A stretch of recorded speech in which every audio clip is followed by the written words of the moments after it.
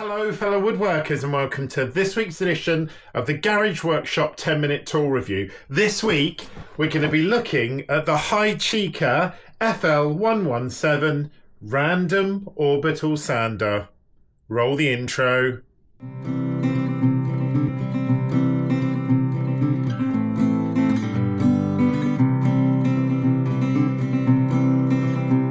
So fellow woodworkers, a while ago before Christmas I did a 10-minute tool review on the Hychika or wet and dry vac, which I have to say I have used tons around the garage workshop. It is so handy, it's really lightweight, it's powerful enough for the jobs that I've been using it for hoovering around my table saw, hoovering up my miter saw, or when I brush the floor. It is a really great product. I'll put a link in the description to the 10-minute tool review I did on it. Not massively powerful, but oh, so super useful around the garage workshop. And Hychika reached out and asked me if I would do a review of their random orbital sander, the FL117. At the moment, this sander is retailing at $29.99 in the UK, about $35. So let's open the box and see what's inside.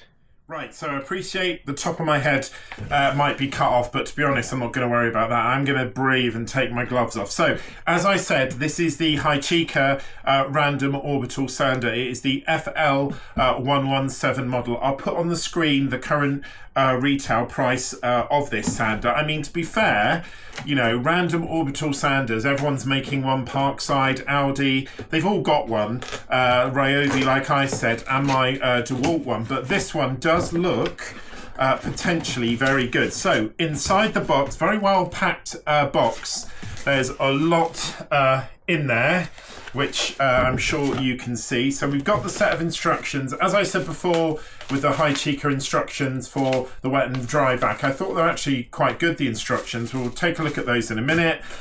We've got the dust collection port, which is made of rigid plastic with sort of cloth outside skin. The plastic is sort of softer. It's not like really hard, rigid plastic. There's a bit of give in it, and there are 4 plastic arms that are running down this body to sort of keep it, you know, open. So that's the second thing. We've got the actual palm sander itself, which looks very similar to the Parkside. I know I mentioned before about the colorway, but in terms of actual design, it does look very similar. It's got what looks like a nice body. It's very weighty. I'm not quite sure exactly what it is, but it also looks really like my DeWalt one in lots of ways. But yeah, it is very substantial in terms of weight. So that's a good sign. And the last thing in the box is this pack of discs. There's quite a few of them in there. Let me just open them up. There's a lot in there. There's 12 discs in there, and they range from P80 all the way up to P240. So they've got 80, 120 by the look of it, and then 120, and it goes straight from 120 to 240. But nice to get a set of discs in there. Again, not sure what the quality is like, but they're there. And the actual unit itself, really nice. It's got a protected on-off button on the front, and on the side it's got a variable speed. It starts at 1 and the speed goes all the way up to 6. So let's have a little bit of a discussion about the sort of technical specs of this.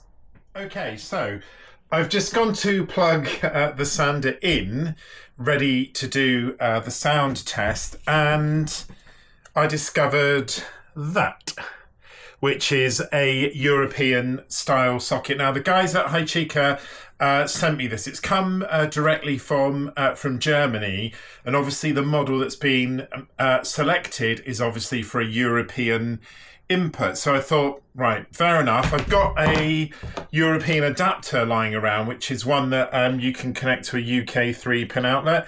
But unfortunately, that is the connector, and that is the connector on the sander. So that's not going to work. So by the power of YouTube, I'm going to do a time lapse. I'm going to get in touch with Hychika and see what they can do, whether they can send me a different adapter or something else. I'm going to do that now. A few moments later. So, by the power of YouTube, the Hychika Sander that they sent me that doesn't fit is going to be put to the side. And here is a replacement FL117 sander. I haven't opened it yet. It's just arrived. I reached out to Hychika and the guy I've been dealing with, and I explained the situation, and he said, I'll send you one straight out, which is what they've done. So I'm just going to open the box, and fingers crossed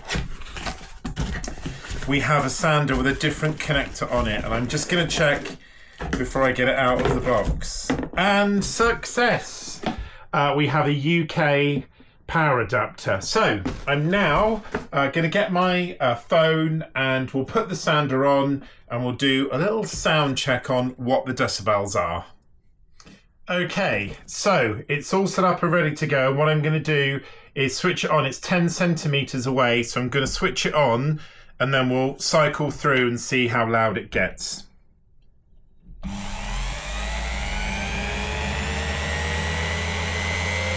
At its lowest setting, it's 70 decibels.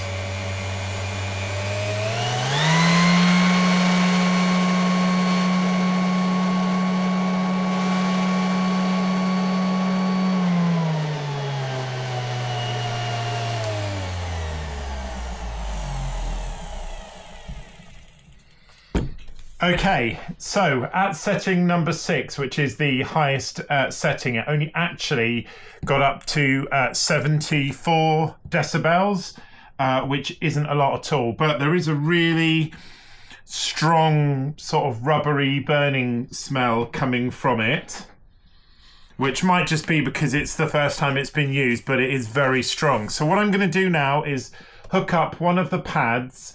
I've got some wood here, which I've just painted. I've been waiting to knock it back. It's for an upcoming project. And let's give the sander a little bit of a run out and see how it feels.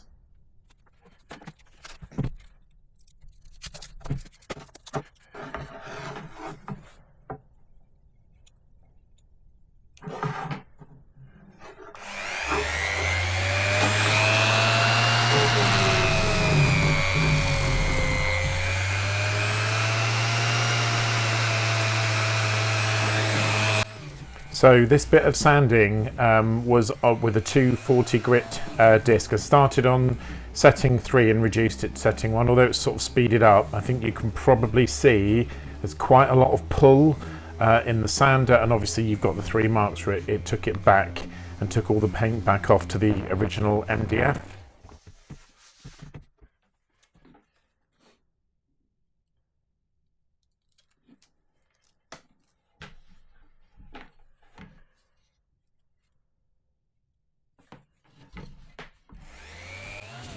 The sander did a really good job here with 80 grit paper on this old floorboard that I had that was really heavily stained, and as you can see it's really tearing its way through. This was also on the top setting, but also you get a very good view here of the amount of dust that's being kicked out of the sander when it's sanding.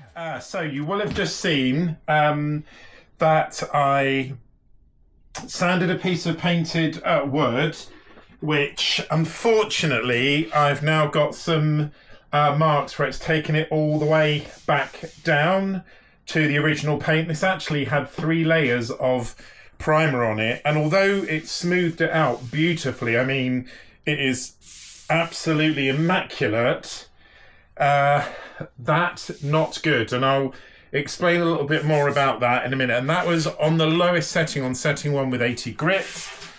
And the second thing I sanded was obviously this old floorboard, wooden floorboard, which, as you can see, has got a lot of the colour out, so a lot of the sort of stain out. But there are definitely a couple of things about this sander which I don't think are brilliant. Number one, my hand is aching. I was literally fighting with the sander the entire way, even when it was on setting number one. It is an incredibly powerful tool, and I know it says on the box that it has a 13,000 RPM motor, but it feels a lot more than that. It's very jerky. You might have seen in the footage when you first put it down, it plays and moves a lot, even on the lowest setting.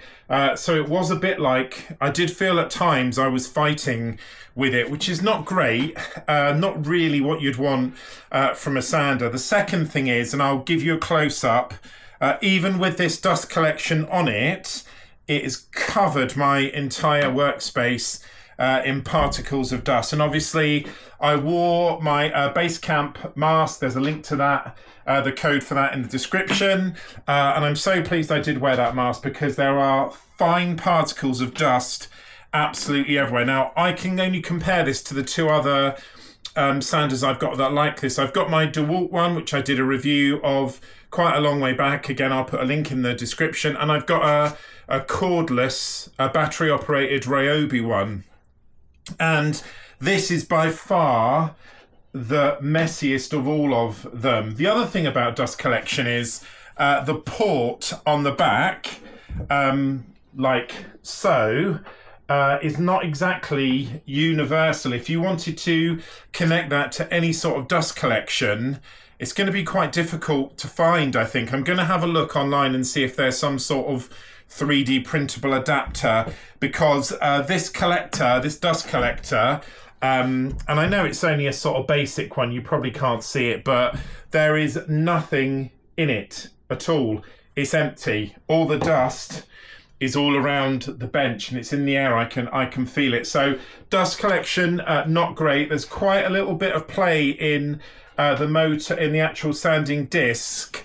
I know it's got to move a bit, but there's probably a millimetre of play in there, and it does sort of skip around quite a lot. And obviously that was why when I was using it on the whitewood, it really sort of jumped about a bit. And even though I maybe put it down at a slight angle, that was 240 grit, 120, 240, 240 grit paper on there. It shouldn't have gone through 3 layers straight back to the wood as quickly as it did. But having said that, it is really, really powerful. And I can see, I mean, when I used my DeWalt sander on one of these floorboards the last time, it took a lot of sanding to even get it to that stage. I know that's not perfect, but the bit I spent most time on is in really, really good condition. And when I did that with my DeWalt last time, it took a long time to get to that stage. And this, as you can see, with 80 grit sandpaper,